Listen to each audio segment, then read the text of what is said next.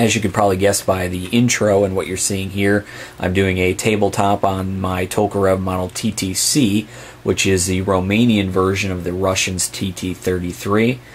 It saw a lot of service in World War II. It never completely replaced its predecessor, the Nagant revolver, but it did see a lot of action in World War II.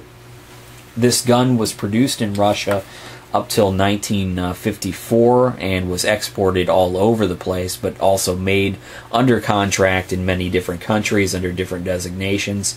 It was known as the TT-33 in Russia, the Type 54 in China, TTC in Romania, the M57 in Yugoslavia. The captured ones, which was used by the Germans, the ammunition was similar also to the 7.63 Mauser. This is 7.62 by 2.5 Tokarev, but they were so similar that Germans could actually use their ammunition in the Russian guns. I don't think it can go the other way around, and obviously I don't advocate using any sort of ammunition that wasn't made for the gun in any of your pistols, but that's apparently what they did in World War II, and the Germans designated the pistol 615R. It was also produced in Pakistan, but the Pakistani version looks all jacked up and you couldn't pay me to put a round through it. But apparently they did make a gun that functioned similar and looked similar. But this is mine. This was actually the first semi-automatic pistol I purchased when I turned 21.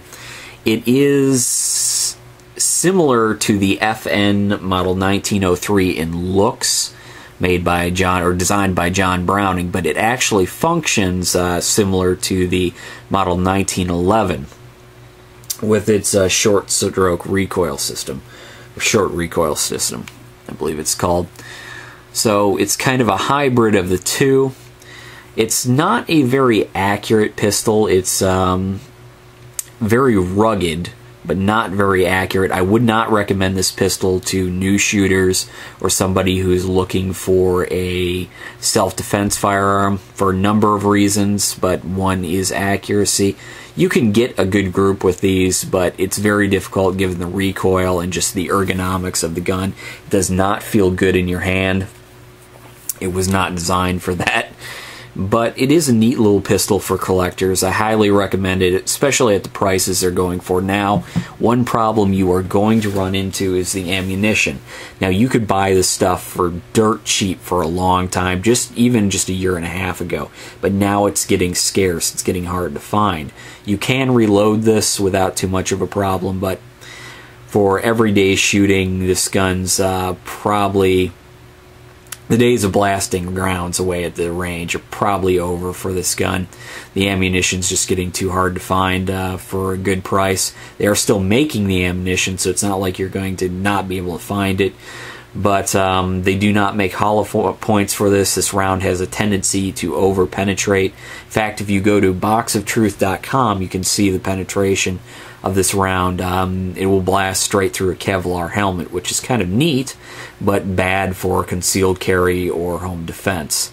The round itself is kind of interesting. Like I said before, it's based off the 7.63 Mauser, close enough that they could have used it in the gun, but it was also used in submachine guns, and in this pistol it produces a big fireball and a lot of kick.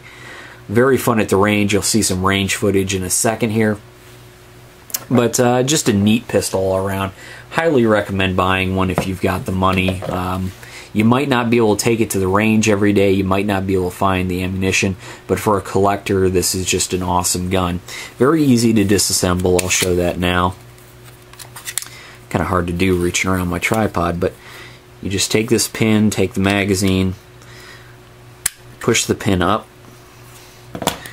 Push this out, so you've got that piece out. Now make sure to put your thumb here to catch the spring so it doesn't shoot across the room. Pull the spring out, and the barrel should just slide out as soon as you pull that end piece, and it's disassembled. No big deal there. Very easy to disassemble in the field. You can also take the firing mechanism out as well.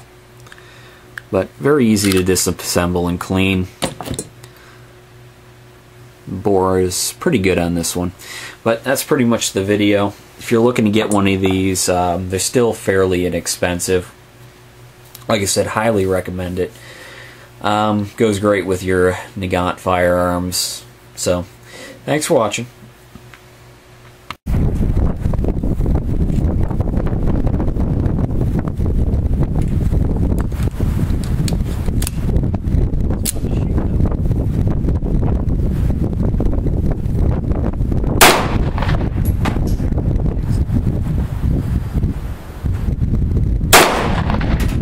It's a Jericho to shame when it comes to kick, though.